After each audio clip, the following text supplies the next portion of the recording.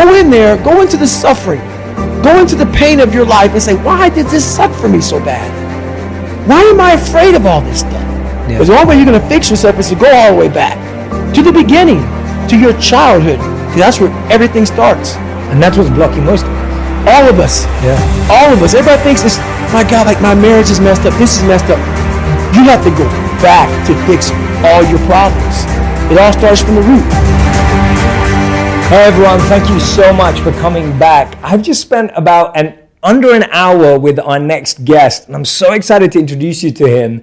He's been called the world's strongest man, the world's toughest man, the world's fittest man. He's consistently invited suffering and discomfort into his life to grow further. He's someone with a phenomenal background. He's a former Navy SEAL, an ultra marathon runner, a triathlete. And today we're going to dive into his new book, which is called Can't Hurt Me, about mastering your mind and defying the odds. His name is David Goggins. David, thank you so much for being here. I appreciate it, man. Thanks for having me. No, I'm so grateful, honestly, and I'm so glad, we were just talking about it, I'm so glad that we got a moment to connect before, because I think this conversation would have been very different. It would have. I immediately walked in and, I sometimes look at people and what they have and, I'm like, oh, here we go again.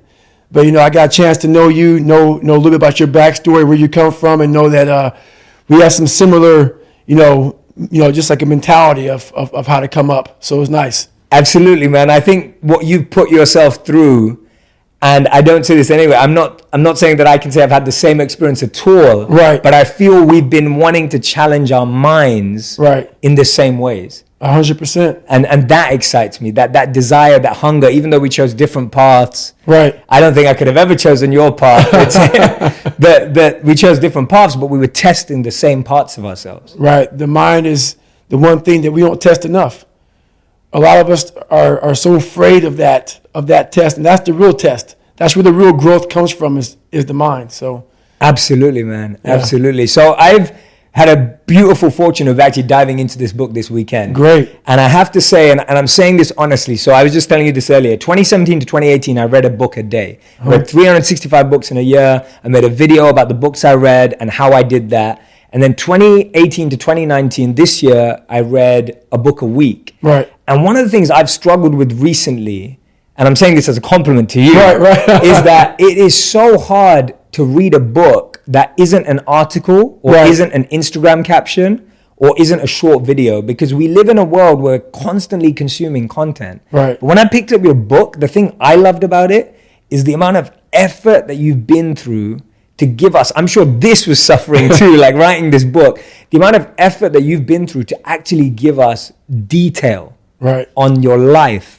And I just want to start there about the process of writing the book, because I feel what you've done, what a lot of authors have missed out on recently, is you've gone a step further to really do self-work to write the book. So in that book, it's a raw, very humbling version of David Goggins. I went down to the grassroots, to the soil, to the sewer of my life. It's the stuff that we don't want to talk about. It's the stuff that we don't want that person next to you in line knowing. And I had to have the courage to say it out loud to people. And so I was able to really go back and put so much detail into my story. Was we all have different things in our life that have scarred us.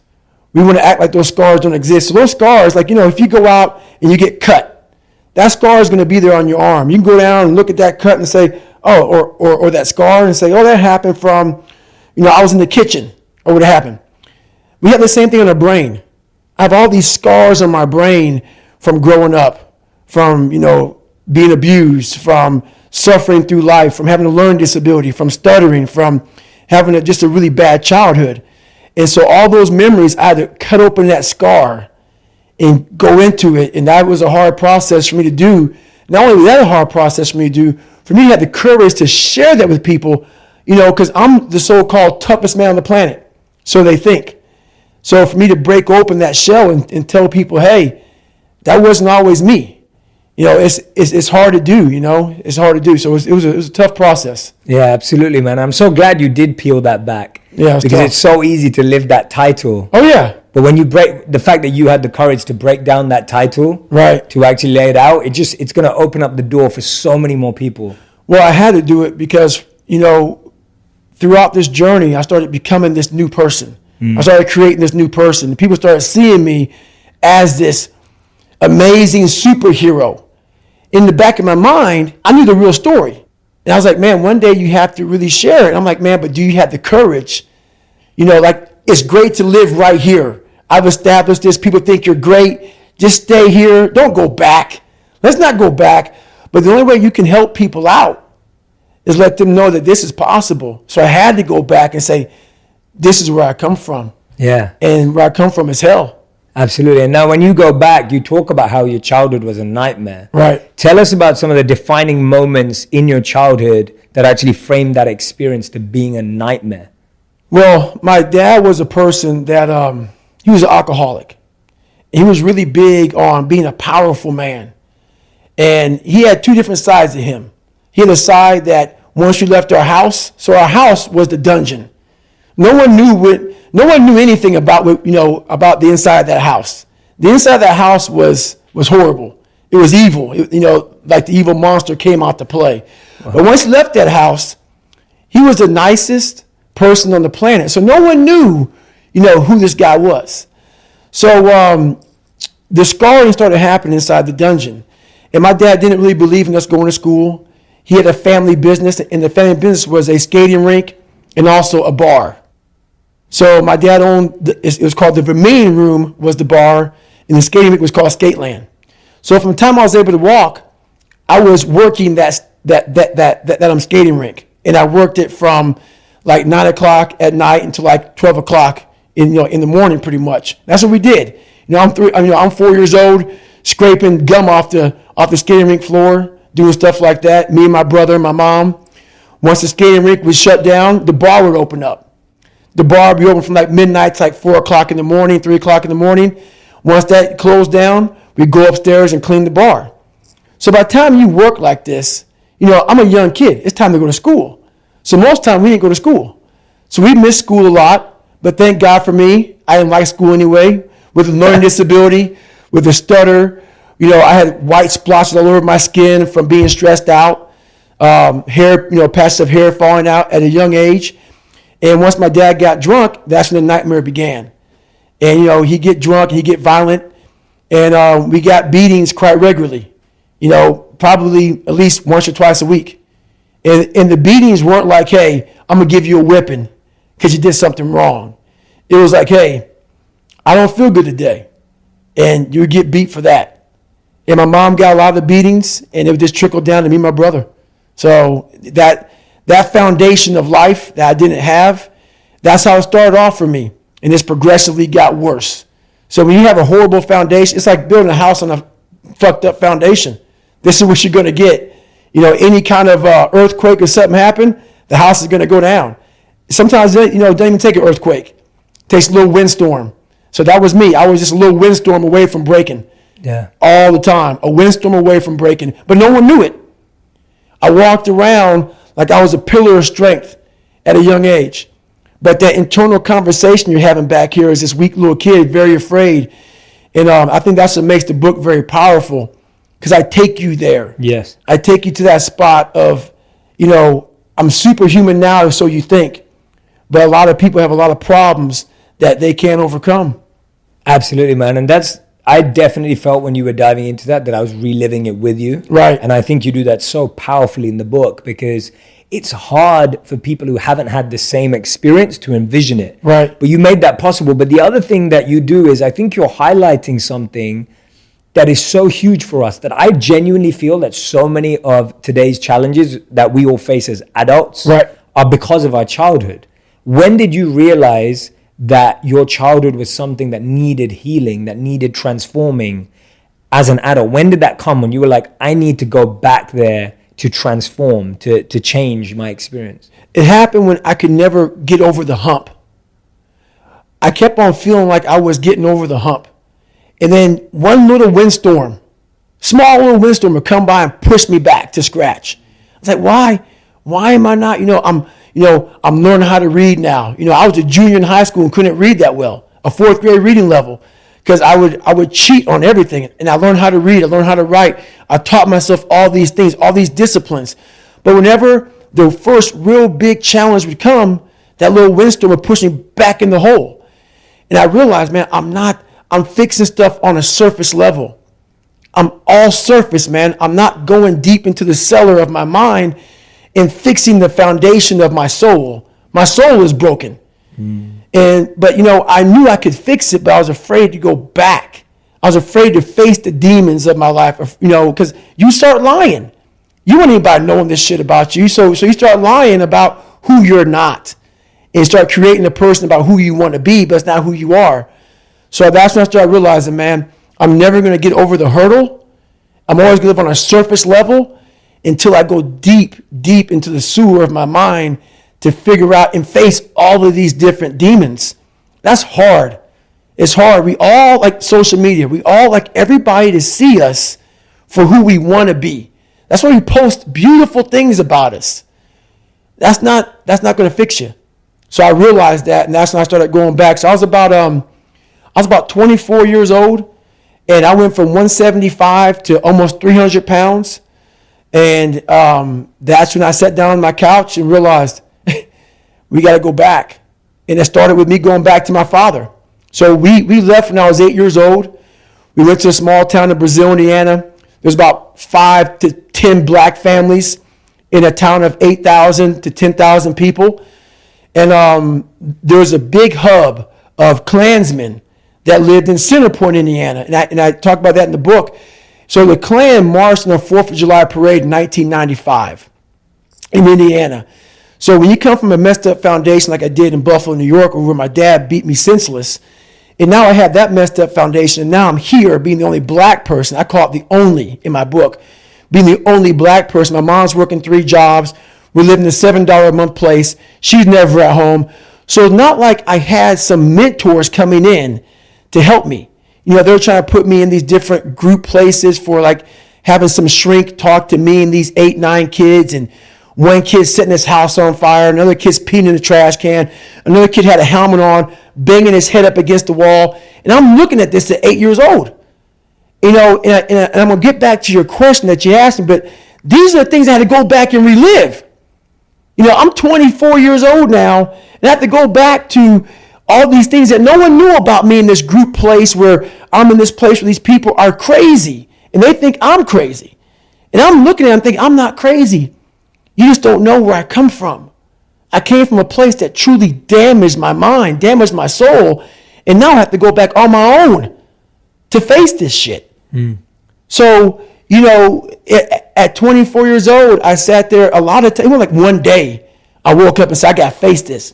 This haunting fucking voice in my head kept on saying, man, we got to go back. The only way we can go forward is to go all the way back. And that's very scary to do for everybody. Yeah. Because the only way you're going to fix yourself is to go all the way back to the beginning, to your childhood, because that's where everything starts. And that's what's blocking most of us. All of us. Yeah. All of us. Everybody thinks it's, my God, like my marriage is messed up. This is messed up. You have to go back to fix all your problems. It all starts from the root, man. The root, yeah. I was just about to say, we have to go back to the root, because otherwise we're just dealing with the symptoms. That's it. Yeah. And you cannot fix anything by giving it Motrin. You have a jacked up knee. The swelling may go down, but it's still jacked up in there. You got to get it fixed. You got to fix the knee. All those pills do, so pretty much, is just let the swelling go down, and you can live a little longer, but you're not fixing the problem. You're not fixing the problem. And I guess the most people don't go back, or all of us, like you said, we don't go back because we don't know how. Right. Right? Like most people don't know how. Like, how do you start? How do you go back? And like you said, and I love that example, that we start thinking the issue is our marriage or our relationship right now or our job or our career. And I totally agree with you that we need to go back, but we don't know how. Right. Now, you start talking about in the book some ways in which we can start. How? Right. Can you tell us about some of those? So one big thing is the accountability mirror. You have to start with yourself. So what happened in my life was we start to get, I call it like the rucksack. A rucksack is a pack that you carry in the military, and you put all your stuff in it. Your radios, your food, your water, all that stuff you have to carry in the military. That's your rucksack. It's a backpack pretty much. As you're growing up, We all have a backpack. Most of ours, hopefully, is empty, and what we put in it is all the crap we go through in life. That's what is in the backpack for the civilians, and we carry it around with us. So what you have to start doing is realizing that no matter where you're at in life, I got called nigger a lot. My dad abused me, learning disability, stutters, immaturity, insecurities, self-doubt, so much crap on top of me. So much stuff. I lied a lot to create friends. So much stuff was in my backpack. No one's coming back to help me. So it starts with that person in that mirror. You have to realize you are on your own now. And whatever else you believe in, I don't care what you believe in, but on earth, it's a very lonely journey. And it starts with the accountability mirror of looking at saying, hey, my dad who beat the hell out of me is not coming back. All these things are coming back. I have to face myself. And you have to own all those things that people may have done to you. Now it's yours. You got to own it. And it's yours now to fix the problems that people did to you. It makes no sense. It's not fair. I get it. But if you live in that woe is me mentality of guess what? My dad did this to me. My mom did this to me. People who bullied did this to me. You're going to always live right there. You have to figure out ways to move forward because you're not coming back. It starts with the mirror. And I call it the accountability mirror in the book. Yeah, I know. I love that. I'm glad you brought it up. Anyone who's watching, listening to this right now, I really want you to take this seriously because this is like what you're talking about, what David's talking about here is exactly why all of our suffering and pain that we're currently experiencing feels so tough and hard because unknowingly or knowingly, we are choosing to be stuck here. Right? Exactly. Unknowingly or knowingly, whatever situation you're in, you're choosing to stay stuck because we don't want to go and unpeel and uncover. That's right. You don't want to break open that callus, that scar in your mind. You don't want to break, you have to break it open, let that blood flow. You have to let blood flow in your brain. You have to let all that stuff flow out. All that toxic stuff that you have trapped in there has to start flowing out now. So, like you said, you are doing this to yourself. Yes, people may have helped you get there, but it's now on you. That's a painful truth, though. It's a painful truth. Painful truth. Like all those people in high school and everything else, they don't know how you're going to end up. So you got to make sure that you constantly are rewriting your book. You have to constantly rewrite your book every day of your life. And these aren't just words I say. This is how I have to live. Like these are conversations I have with myself. And I say it everywhere I go. The most important conversation when you have it yourself. Yes. You live with it every single day. But most of our conversations are not the right ones. They're not the ones that are going to push us to the place we need to go. They're the ones that are going to keep us sitting in that toxic environment that you've helped create and everybody else helped create, and you just live in it. You live in that muck, and that conversation just plays in your head, and that becomes you. Decode some of that conversation that you started with yourself. Like, how does someone listening start that conversation with themselves, and what are the general transitions that you need to start seeing? So my first conversation when I was absolutely nobody, and that's one thing you have to say. We live in a world now that's so kind. We find the kind way around everything. Like, if you don't look good, I have to find a kind way of saying, I don't like your shirt. Right. That's not the approach. If that's the approach you're looking for, that book is not for you. Can't Hurt Me is not for you. The approach you have to take, at least I took, you take whatever approach you want. The conversation had to be a real, honest conversation in the accountability mirror of, guess what? I was fat. Don't find a kind word to say that, you know what, I've gained some weight. No, you're fat. When I couldn't read, not like, hey, you have a learning disability. No, I cannot read. I have a 4th grade reading level. I'm struggling. And sometimes I call myself stupid. Not in a way to put myself down. So don't take it like, my God, those are so hurtful. Yeah, they're hurtful. It's honest. The conversation has to become an honest conversation of where you're at mentally. Where am I at mentally? I look like shit. I feel like shit.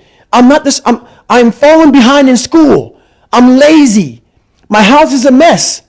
You have to look at what it is and call it what it is. Don't find words to make yourself feel better, because so we hang around people that make us feel better. that tell us what we want to hear, not what we need to hear. And so we stay away from those people. And we stay away from those people, like our internal dialogue becomes that kind, it's okay. It's not okay. So that's where it starts. It starts with that accountability of it's not okay anymore. This can no longer be okay. And calling yourself out for exactly what you are and exactly how you need to fix it. That's where it starts. I love that. I think that's awesome. I think you're so right that so many of our conversations with others are politically correct. Exactly. Therefore, our conversations with ourselves are politically correct, and then we continue to feed the illusion. That's right. Right? We continue to feed it. Nothing gets solved by that, man. Nothing.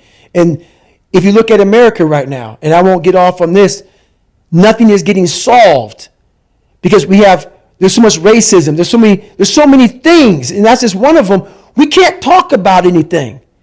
We are skirting all these conversations because if I say this, I'm going to offend a black person or a white person or a Jewish person or a gay or lesbian person. We skirt around the daggone problem. So we can't fix shit. Everything is like, well, if I say this on TV, I'm going to lose my damn job. We have to say it. We have to break the barriers within our minds, within the world. And it starts with yourself. It starts with yourself. You got to break the barriers down within yourself and just go there. You got to go to yourself. Absolutely. That was the honest conversation you had then. What's an honest conversation you've been having with yourself this year? Like because like you said, and I completely agree with you, it's a constant cycle, it's repetition. We have to keep doing it. So I talk about the repetition in my book a lot. Yeah. Got to get the reps in. So now my conversation is this. I never set out to write a book. When I was in the dungeon and no one was coming back to help me, I just wanted that reflection in that accountability mirror that I hated so badly to be something that gave me pride, to be something that made me feel. It's not about money. It's not about success. It's not about people. Oh my God, that's David Goggins. Sign my book. No.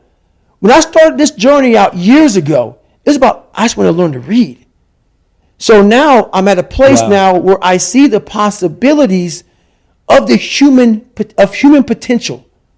What are we capable of is the conversation now. The conversation now is how can I now talk to people in a way they can understand the message that I have for so many people. For so many people. So that's the new conversation now is that you are constantly evolving.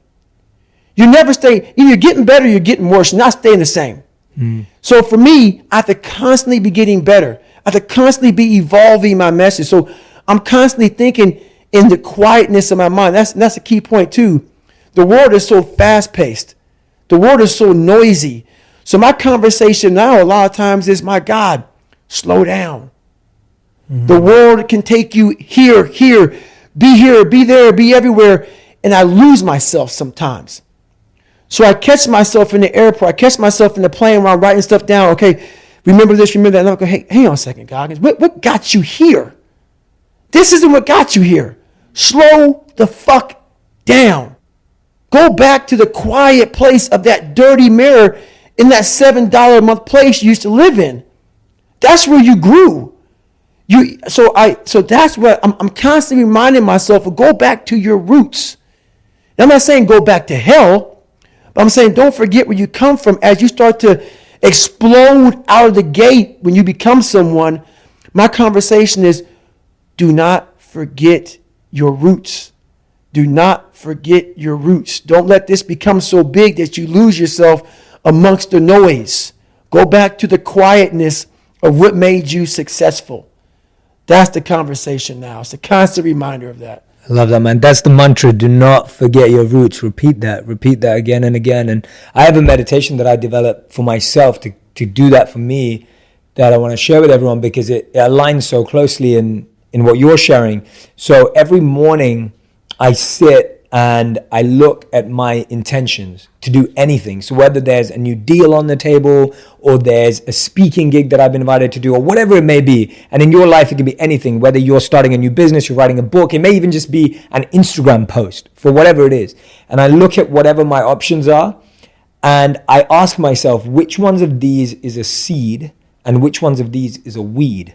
Because the incredible thing in our garden is that weeds end up looking like seeds and can confuse you. 100%. So often that thing that's giving you ego and pride and fame and control and power looks like it's amazing. Right. But actually it's just strangling you. 100%. So every day what I'll do is I'll look at the garden of my life and I will try and unweed my garden. So I'll look at everything and be like, why am I doing that? And ask myself, why am I doing that? And if the answer is not love, compassion, empathy, growth, personal push, sacrifice, service, if the answer is the opposite, greed, money, power, fame, if those are my reasons, then I have to take that weed out. 100%. I have to pull it out, because if I don't pull it out, that weed's going to keep growing. Right. And one day it's going to be so big that I wouldn't even have seen it. Exactly. And so I'm with you, man. And that's why when I walked in here, the first thing I do is I want to know the person, because there's so many people right now doing exactly what we're doing.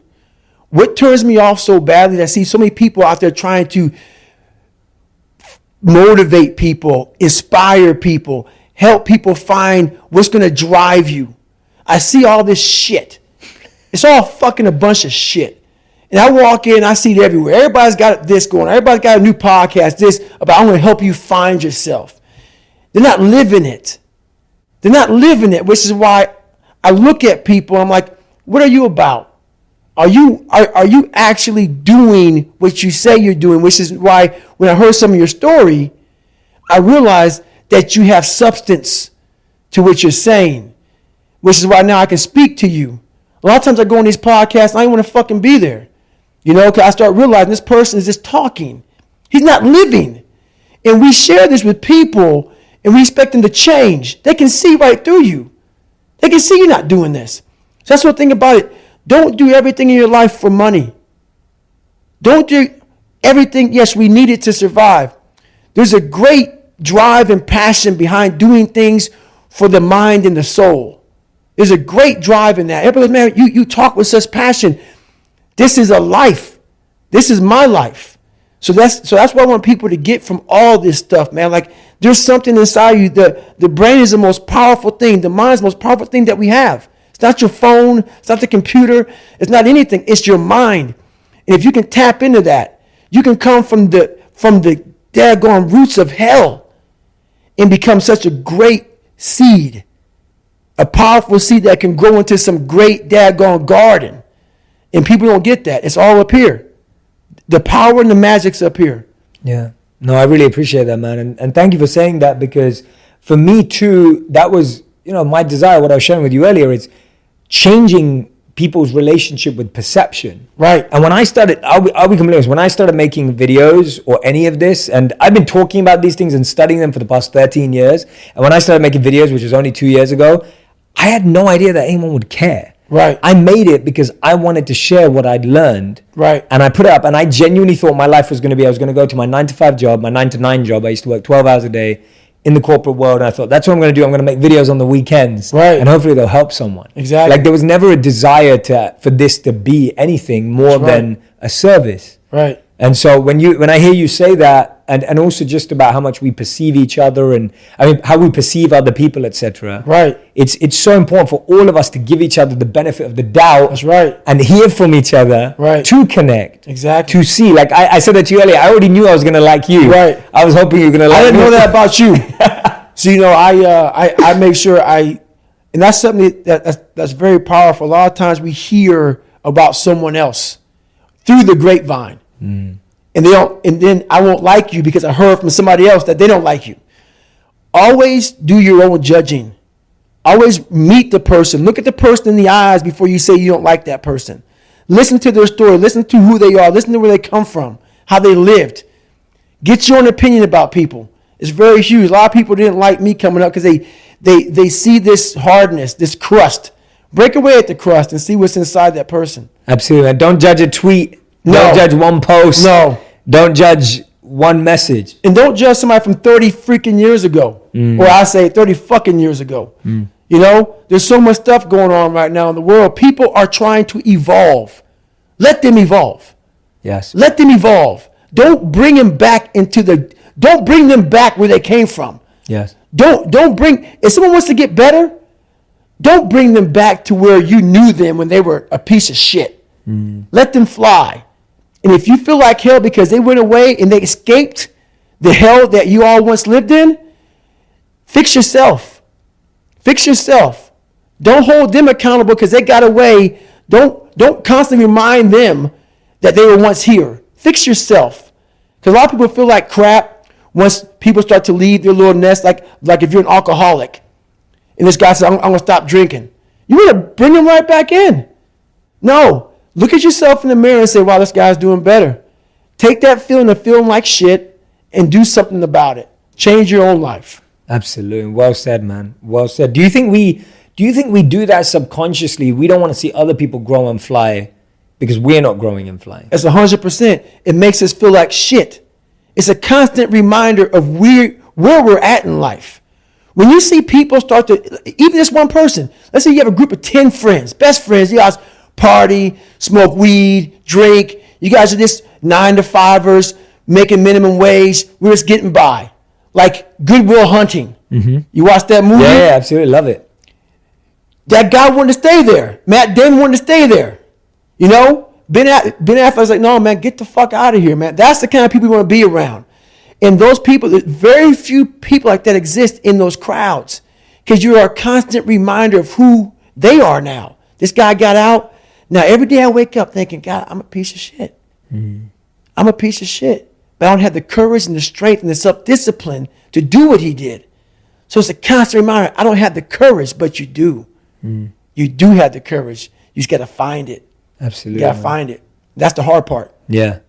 And let's talk about suffering a bit. Mm-hmm. Because I think what we're talking a lot about right now is that journey for it to begin for anyone. Right. It's painful. Yes. It's an inconvenient truth. It starts with suffering. It starts with pain. There's no other way. You're saying you got to go back to your demons. Got to go back to their stories.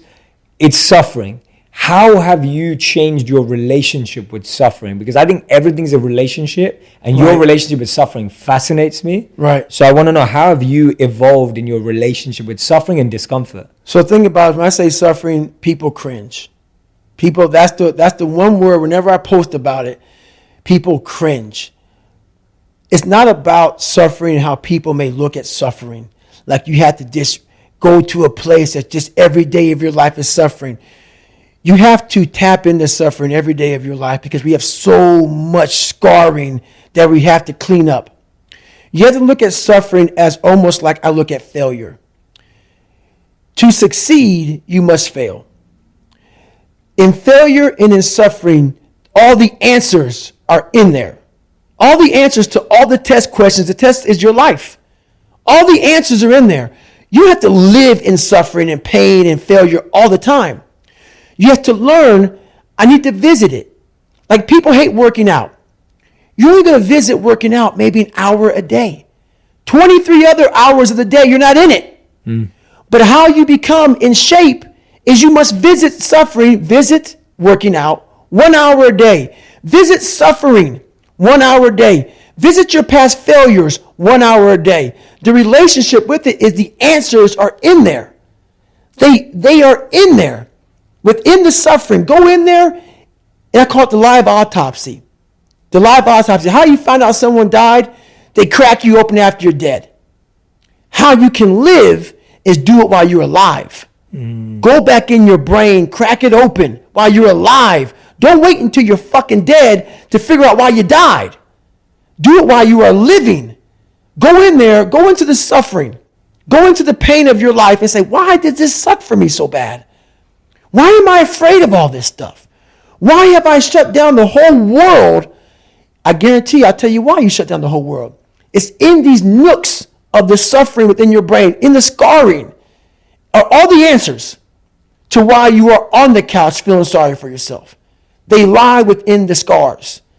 Visit them for at least an hour a day. Study them. And then you'll find out more about yourself. You will then grow. So don't look at it as every day I suffer. Go into it an hour a day. Learn from yourself. Learn from life. Learn from your failures. Learn from your insecurities. Learn from your self-doubt. Don't just say, I'm afraid to jump off an airplane. Mm. What makes you afraid of it? Study it. That's why I studied my mind. Why I became so powerful in the mind is because I realized I was weak. So instead of running away from the mind, I dove into it and said, what is making me weak? Oh, this makes sense. I came from hell. I came from a place that beat me down to nothing, which is why I'm afraid. All this makes sense. So systematically, one by one, I went back and met every single person in my mind, every situation. I went one-on-one with them again in my mind and said, okay, let's now revisit this. And that's how you do it. That's how it works. Absolutely, man. I love that. That is brilliant advice.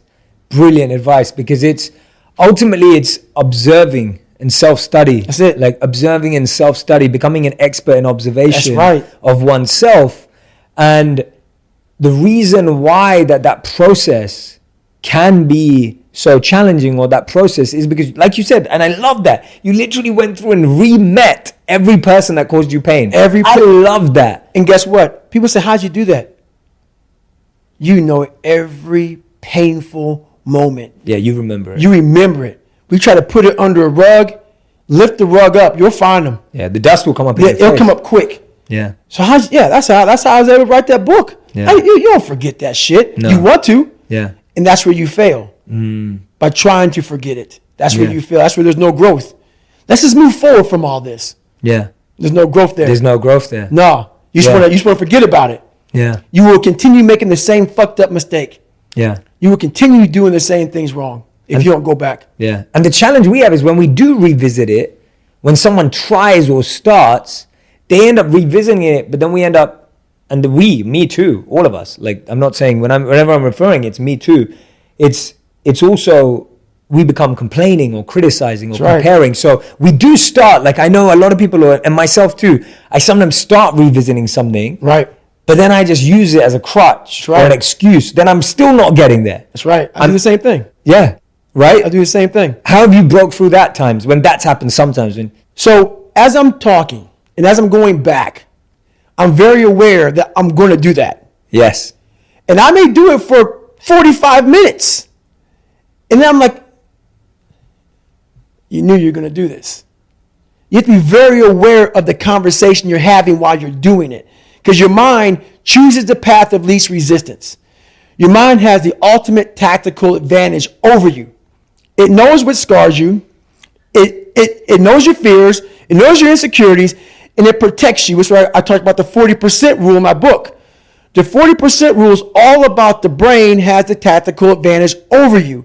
It knows and it keeps you away from all that. That's why it says don't jump out of an airplane. Don't go in the ocean where there's sharks. It's a protective mechanism. Don't go back to the place where your dad beat the shit out of you in your mind. Don't go back. The brain protects you, but protects you so much, it doesn't allow growth. So the brain is an amazing thing, but the brain controls you. You must control it. You must take power over your own mind, or your mind will guide you into all the soft places that your brain wants to live in. Your brain has enough information. It doesn't want to go through that process of mind hardening. It doesn't want to do that. I got to remember what time I got to be here, what time I got to be there. This is where I want to stay. I'm peaceful. It wants to stay very peaceful and away from scarring. So that's what it is, man. Yeah, that's what it is. It's as simple as that. And we just never touch it like a box that you never look inside. You just leave it there. You just mark it, scar. Yeah. Put it up in the attic. Yeah. Never touch again. Let it get dusty. Yeah. Now I wanted to talk to you about this because when I was reading about it in the book, it fascinated me because it reminded me of my 3-month boot camp as a monk. I love that. The first 3 months, I was sharing with you earlier, Yes. The first 3 months of monk training is super intense, like really, really tough, because the whole point of it is to figure out who's in and who's not. Right. Like they don't want people to just be passengers on the side. It's not a place you come to just to have quiet and don't do anything. So that 3-month boot camp, something that taught me so much. I'd love to hear about Hell Week and specific programs you built in your life that you went on, and what did you learn from them? What did you take away? But tell us first a bit about the program, and then tell us about what you learned. So what I liked about your 3-month Hell Week, was the fact that that's where you find yourself. You find yourself when you're not comfortable. When you're not comfortable on a daily basis. And that's how I started to grow. like I said about the mind, it wants to put you in that nice 72-degree temperature with everything right there. It wants to be in that nice with a little massage therapist. That's where your mind wants to be. Doesn't want to be, and we're going to talk about Hell Week. So it doesn't want to be in Hell Week. In Hell Week, I was in 3 of them. I finished 2 of them in 1 year. Only person to ever do that in still history. There's been people who have gone through a couple of Hell Weeks, but in like 5 years, 6 years, 7 years, 8 years. I was in 3 in 1 year. They say it takes off 3 to 5 years of your life. So Hell Week is 130 hours of continuous training. You might get 2 hours of sleep. And what it does is it's designed to break a man down to the parts where, like I talked about the surface, how I was fixing the surface. If you only fix the surface, you will never get through Hell Week. Because what it does, it starts to bring out these demons. Because even though there's a lot of yelling and stuff like that, there's times where it's very peaceful in a very eerie way. So the first hour of the 130 is breakout. They're shooting guns, it's loud, it's noisy, your mind is in chaos. When your mind's in chaos, you can't think. So you're having fun. Yeah, this is great. Yeah, we're in Hell Week. We're Navy SEALs. Or trying to be Navy SEALs. We're badasses. Then what they do, and I don't even think that they understand what they're doing, but I studied the mind. It's perfect. It's psychological warfare. They go from an hour, the first hour when you're going crazy, the second hour of the 130, they put you in the cold water. It's called surf torture. Now they don't call it surf torture because it's a kinder, gentler word. It's called surf acclimation or something like that. Whatever. Everybody's getting soft. So they call it surf torture for a good reason. They put you out there. No one's quit yet. It's only been an hour. Maybe a couple of guys have. And you're in the Pacific Ocean, which is never warm. You're all linked arms. You're sitting there and the waves are crashing over you. I went through winter Hell Weeks, which is cold. The Pacific Ocean is like 50 degrees. It was 49 this particular night in my 3rd Hell Week. And what it does is it makes your mind flip out. We've been doing this now for 3 weeks, being in this water. But for some reason now, the water is colder than it's ever been. It's not. Our minds are fragile. We can process a day. It's hard to process 130 hours. There's no end. There's no end. So the mind starts to ramp up. So you're sitting there, it's quiet, no one's yelling at you, you hear the ocean, and you're freezing. And your mind goes spastic, starts to think, I have another 129 hours. You're not going home. You're getting yelled at. You could be frozen. So you panic. You freak out and you want to quit. What I realize about the mind is those people who can be in that time and embrace that time and be in that moment and not allow the mind to go to 129 hours on hour 1. It's the control that we don't have in our minds. It's the control that you had to have for 3 months when you're miserable, when you're suffering, when you're laying on the floor, when you're doing all the disciplines it takes to be a monk. You cannot think about the whole process. It will make you it will make you so insanely crazy. It's impossible. It's inhumane what I'm about to do to myself. You have to be able to break all these big, humongous, painful things in life down to the smallest molecule, because that's all the brain can handle. The brain can't handle hours and hours and hours of suffering, but it can handle right now.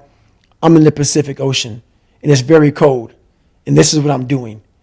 Don't think about the rest of it.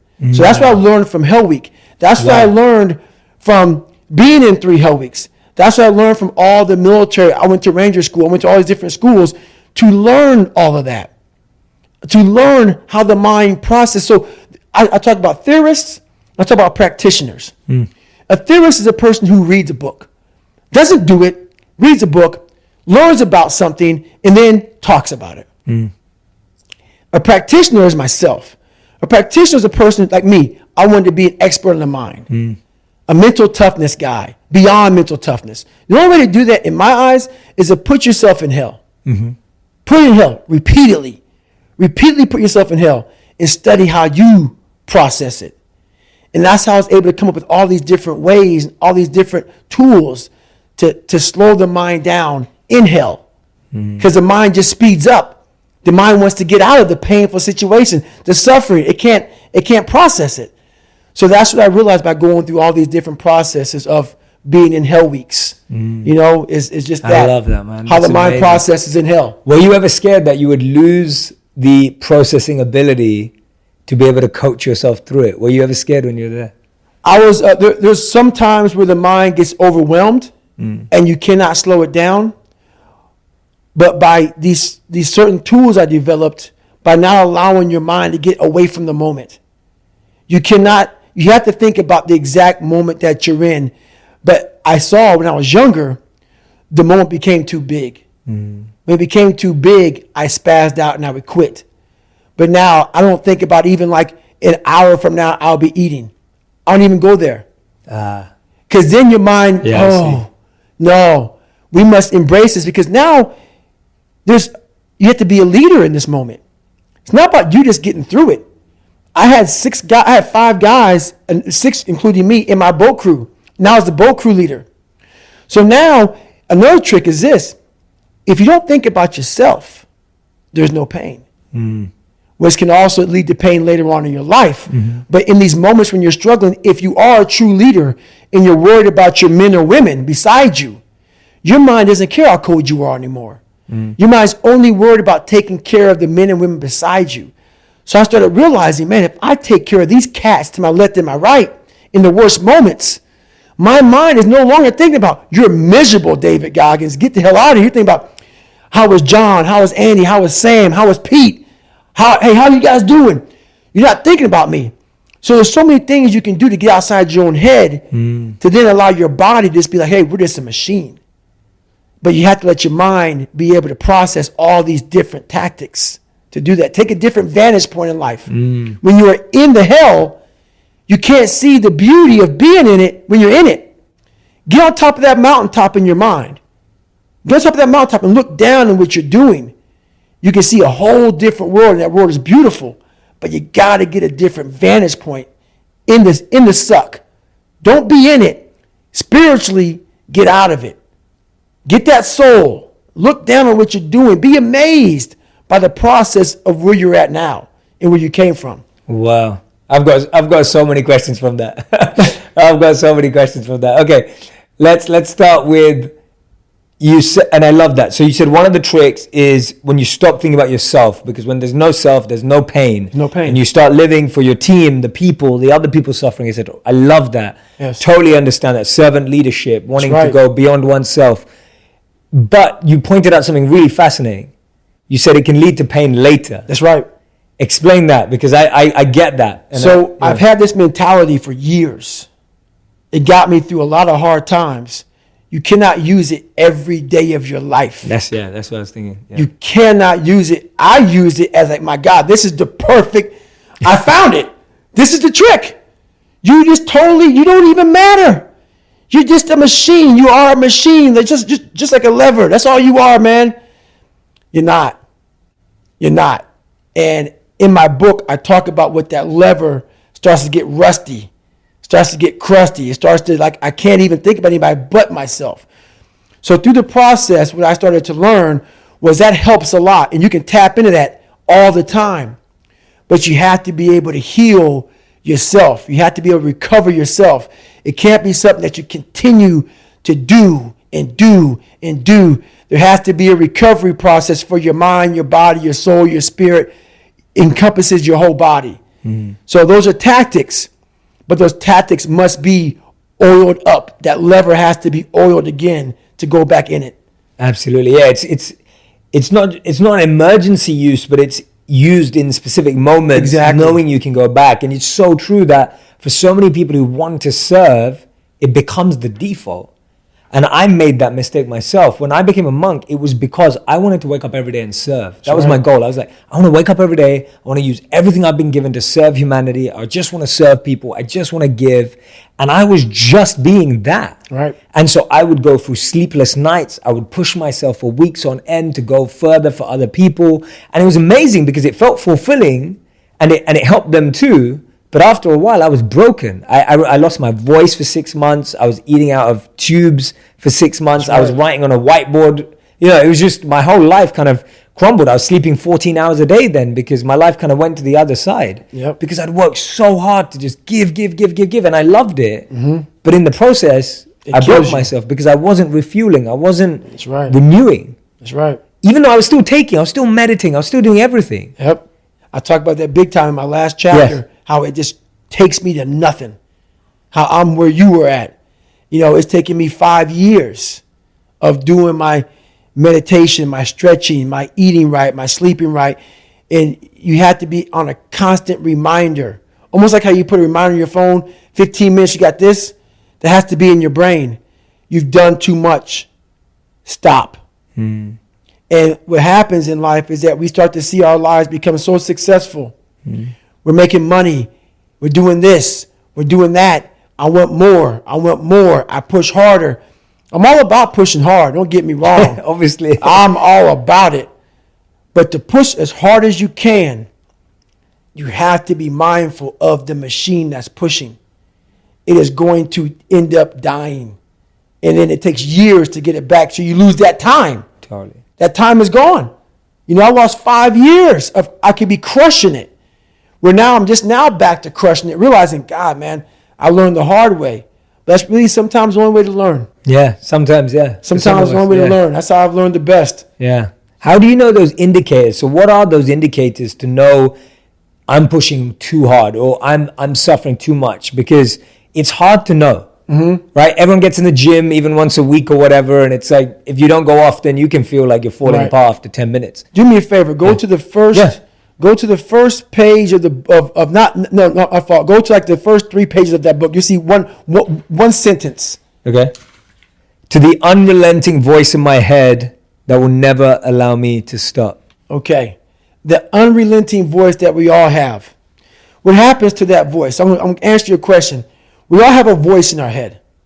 Some of us are very spiritual. Some of us are not. But we all have this voice saying, you're doing fucked up shit. This is wrong. Don't do that. The more you don't listen to that voice, the further that voice gets away from your head. Some people call it the Holy Spirit. Some people call it God. Some monks, whatever you call it. It's there. We all have it. It's the right or wrong voice.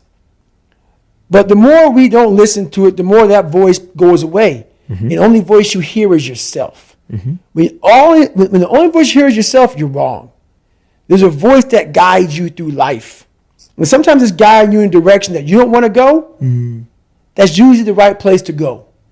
It's that uncomfortable place. So that voice is always talking to me, but we don't listen to it. I listen to it.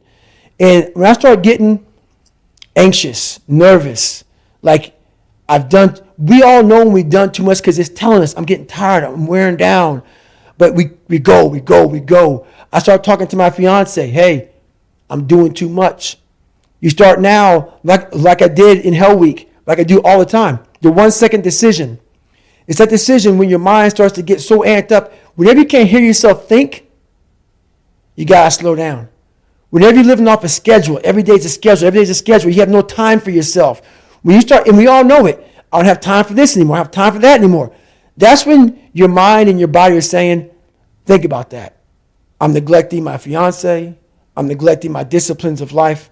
I'm neglecting my reading, my learning, my workouts, my diet. When you start neglecting all of that, you neglect one of them. You can neglect all of them a long time. It's going to haunt you. When you start seeing that, my God, I haven't eaten right in a long time, haven't been sleeping right in a long time, it can only be one of those things to take you off.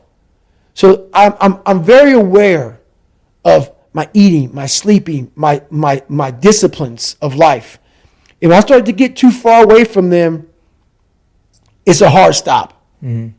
Because what made me are the not just disciplines, the self-disciplines of life. And those are always in front of you. If you have any, they're always in front of you. So that's my hard stop.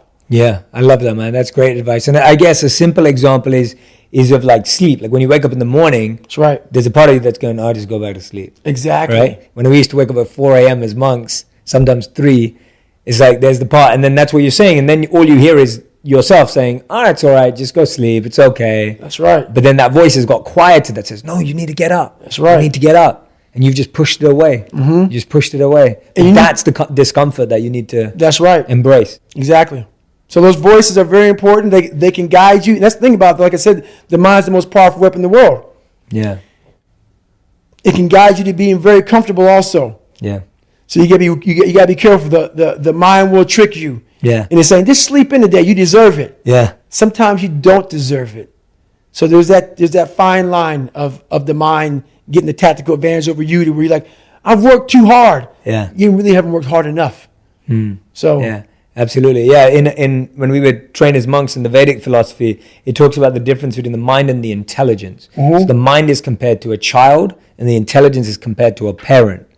And so when the child goes loose, when the mind goes loose, when it's not trained, controlled, disciplined, self-disciplined, etc., it can have tantrums. It can throw things out the pram, right? It right. demands more. Like a child always wants to sleep in. Right. Always. Right? Always. Even if the child knows that it's better to wake up to go to school, right. the child doesn't want to. A child doesn't want to study for exams. Right. Because it's hard, it's painful.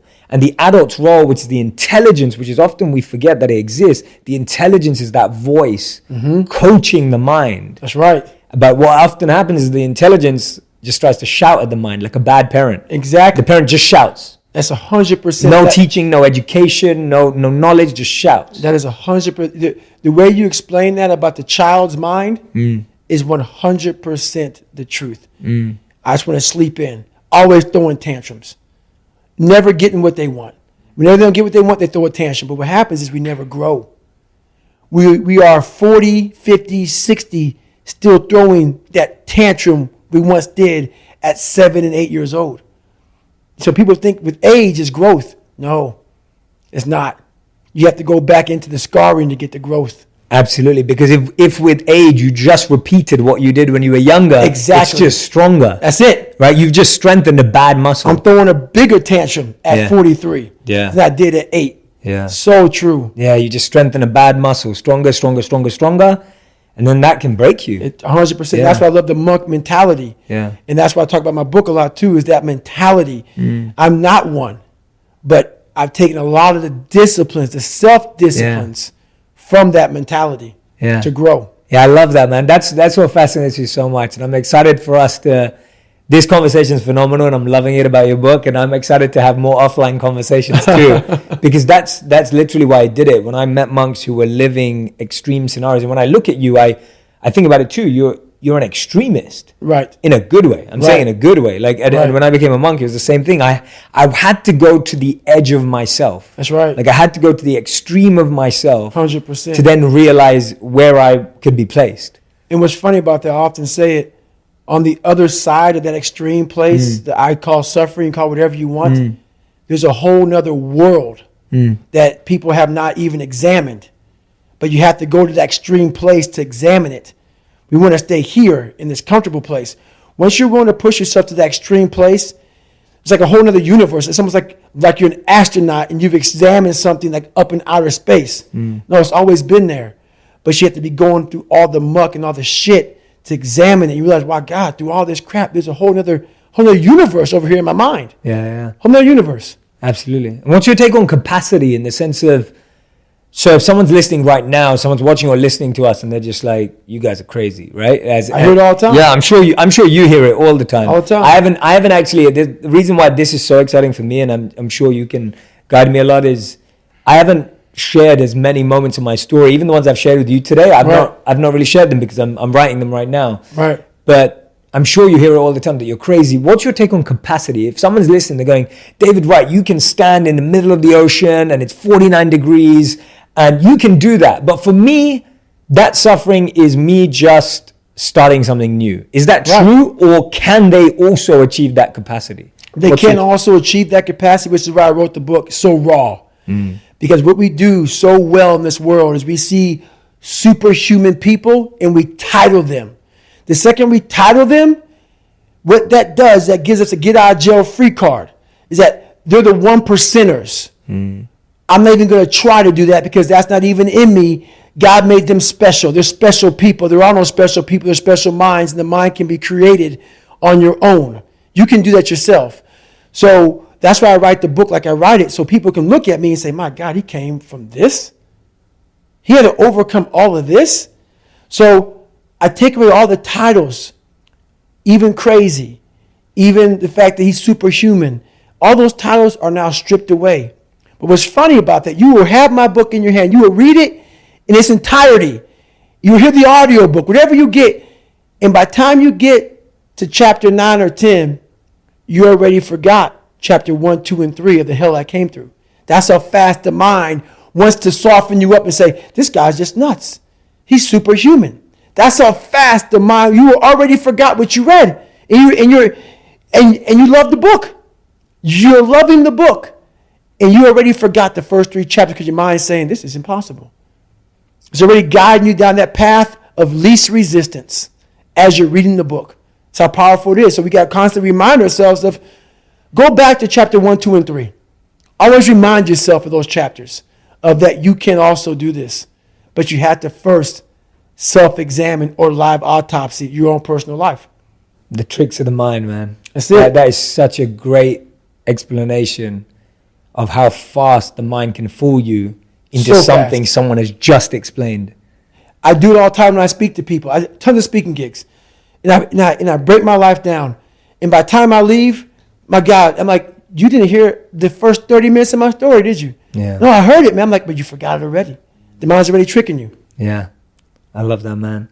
Thank you so much, David, man. Listening to you today, honestly, like I was reading and then listening to you, and I've seen you on interviews as well, but just having the honor of being able to sit down with you and talk to you about it has actually like been one of the most meaningful conversations in my life, not just on the podcast. I'm just saying this appreciate it. conversation, like listening to you, some of the things you've said and the alignment we have, genuinely, it's been a powerful conversation. The one we had before the podcast and the one we've done now, Thank you. it's been really meaningful to me, man. So I've definitely it's done a lot of work for me. Like just listening to you, I've been doing the work sitting here. Thank you. So it's been meaningful. I'm going to listen back for myself. So I always end each podcast with 5 questions. It's called my final 5. Okay. Final 5 minutes. This is easy for you because you're used to drills. Right. It's the rapid fire. I like doing this because, I don't know if anyone can catch you off guard because you're you, but these are questions that we just want instant, quick answers to, the first thing that comes to your mind. Right. So the first question I have for you is, what's the best advice you've ever received?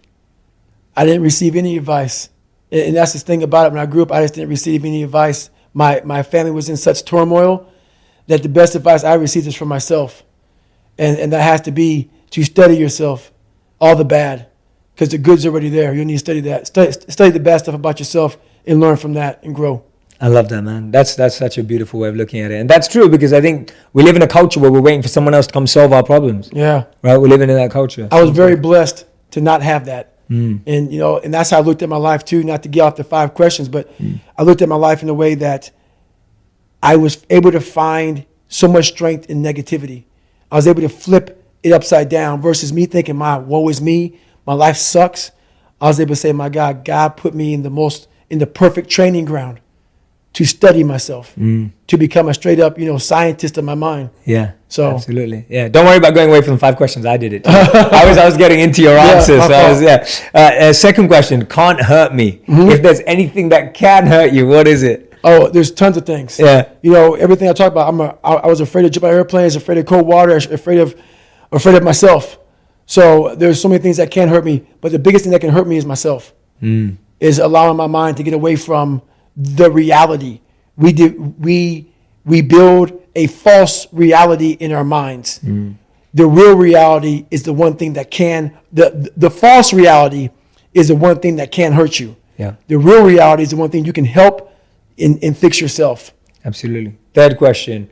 What's the third question that I wanted to ask you is all around, what's the one thing that you're trying to learn this year? What's the one thing you've been kind of like tackling this year? I'm a big introvert. So this is very uncomfortable for me. Even though I'm comfortable with you, I know there's a lot of eyeballs on me right now. So it's very uncomfortable for me. I used to stutter real bad. So it's trying to be in a spot where I am in that monk-like mentality everywhere I go and not allow the past demons of even I'm successful now. But you still have those moments where you go back and your mind's like, remember when you were 6 years old and you stuttered profusely at this play and you were so, it's those things that come back to you all the time. So that's what it is. Awesome. What's your daily meditation or mantra or repetition to yourself? Every day I tell myself, I used to believe I was the weakest man that God ever created. So now I believe that I'm the hardest human being that God ever made. I don't care if it's true or not. It's the most important conversation to me. It's the thing that drives me every day. It's the one thing that keeps me going every day, is that you must constantly be that man that you want to be. Awesome, man. And fifth and final question, what's your purpose right now?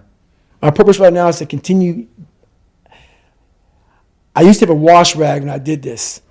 And you know how you take a shower, you have a wash rag and a cloth, and you're sitting there and you're just lathering up. And before you hang your rag up, you want to get all the water to come on it and, get it all the suds out of it. You want to wring it out and you want to hang it up. So my big thing is, when I live my life, I want to make sure that when I'm dead and gone, that I wring that wash rag out, and that wash rag is my soul. And I also believe that we're going to end up one day meeting a maker, if you believe in one. And I believe that maker knows everything about you. Everything about you. Knows I was going to be here and talking to you. Knows everything. But you also have a choice to make. You have a choice to make. We have choices. And the one thing that scares me to death in my life is getting to heaven and not being what I was supposed to be. And I believe that God has a chart, and he looks at the chart and he puts it in front of you when you get to heaven. He says, hey, this is what you're supposed to be. And one of my biggest fears in life was to see that chart and not have every block checked off. I want to make sure that I'm constantly pursuing whatever it is I'm pursuing, just to be the best I can, just constantly grinding myself into a fine powder, but doing it in a smart way. Like I talked about, you can constantly grind yourself into a point where you're just sick. There's a happy medium of grinding. So that's my purpose now, to continue to push myself so others can see what is possible. That's beautiful, man. Everyone, that is David Goggins' new book. It is out. Can't Hurt Me. Master Your Mind and Defy the Odds. Go get it. If you love this conversation, it was literally just the tip of the iceberg. We just got into, I'm going to say 1% of the book. There's Yes. so much more in here. Personal stories, accounts. And the best thing is that there's challenges at the end of every chapter where there are practical tools and tips that you can actually do at home with your friends, people that you're reading the book with. I think it's such a powerful book in the way that it's written, in the way that David is so vulnerable, so open, hoping that you're going to go there yourself as well. I hope you're going to go there. David, thank you so much. Appreciate Jenny it. is so grateful, man, to meet you. Thank you. And the fact that you turned up on this podcast and shared in an incredible way, man. Thank you so much. Appreciate it, man. Thank you, man. Thank you. If you want even more videos just like this one, click on the boxes over here. And if you want to continue seeing these kinds of stories, you can subscribe by clicking the link right here. Link right here. Link right here. Link right here. Link right here. Link right here. Link right here. Link